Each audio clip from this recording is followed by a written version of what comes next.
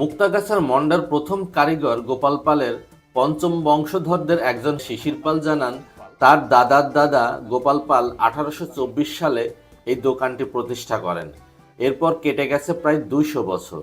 সেই হিসাবে এখন পঞ্চম পুরুষের ব্যবসা চলছে। আমার নাম হচ্ছে শিশির পাল। আমি হচ্ছে এটা পঞ্চম বংশধর।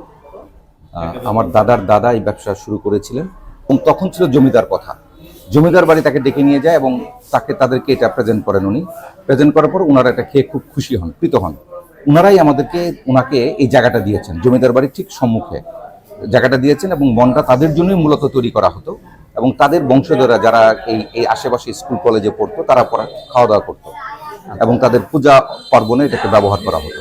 জমিদার প্রথা উঠে যাওয়ার পর এটা জনসাধারণের জন্য, পাবলিকের জন্য এটা ওপেন করা হয়, যেটা এখনো পজিটিভ ফিডব্যাকের উপর বেঁচে আছে। এটার মূল হচ্ছে পিউরিটি, বিশুদ্ধতাই হচ্ছে মন্ডার প্রধান অস্ত্র।